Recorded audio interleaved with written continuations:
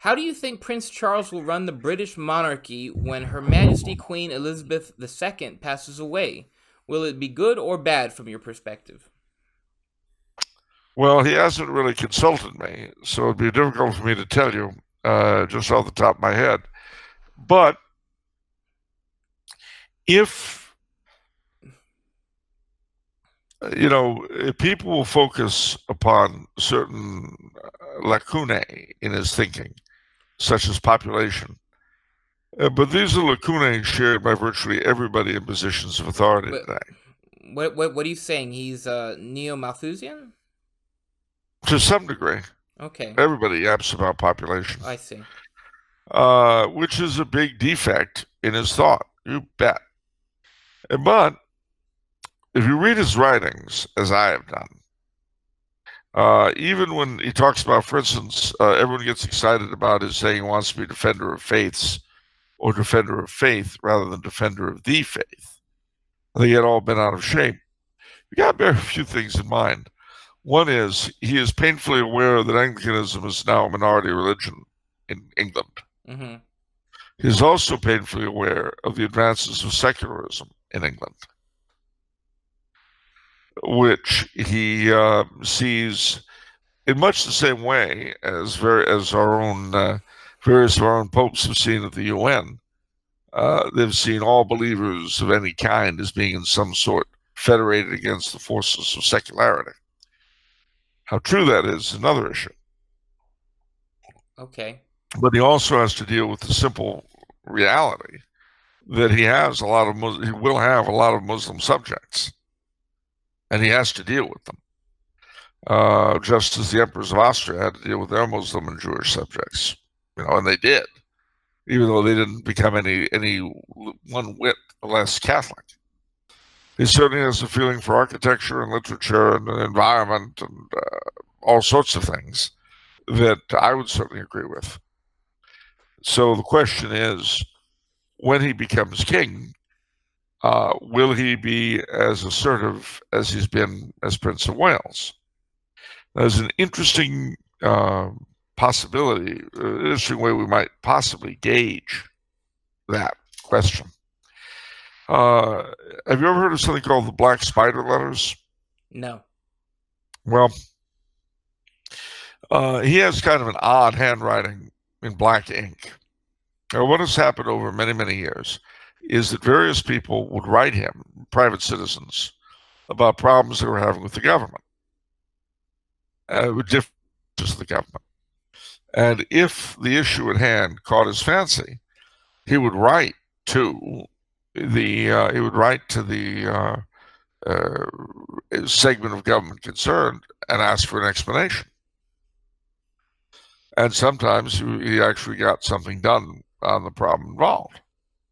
Well, these were called the Black Spider letters. Now, the media have given him the reputation of being a moron, which, coming from the media, talking about the pot calling the kettle black, but I'll let that go.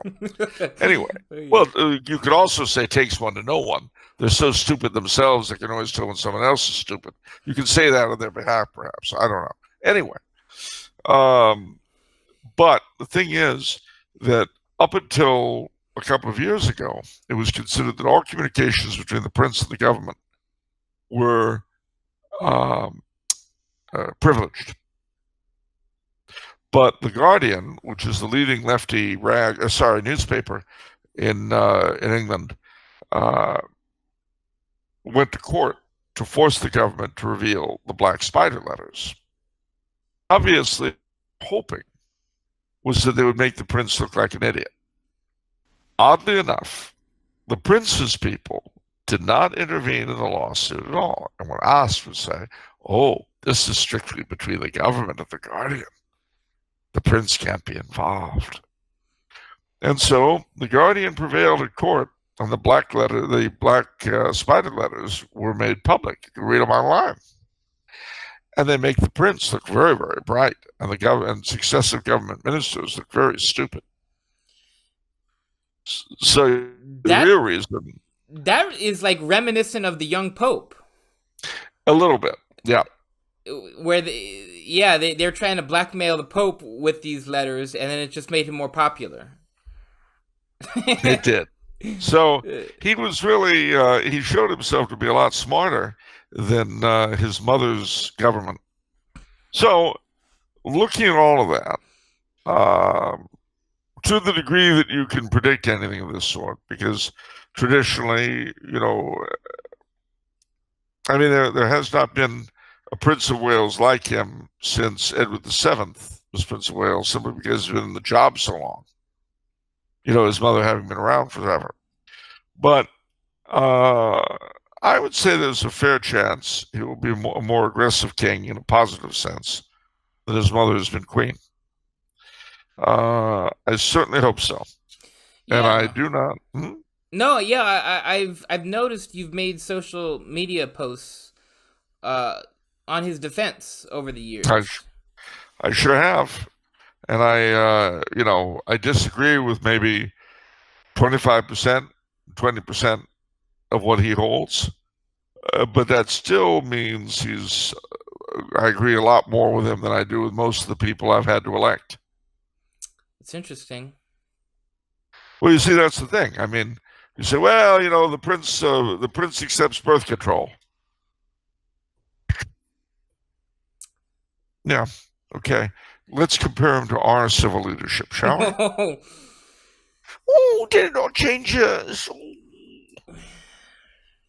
I mean, if you want to compare the prince to some perfect, ideal Catholic monarch, he's a loser. You're right. If you want to compare him to anything you yourself have actually lived under, he's a lot better. Okay. Never let the perfect be the enemy of the good. Yes. Well, it can't be repeated times. No. I'm against everybody who isn't perfect. Except me. No, I couldn't do that. That would be self-hatred.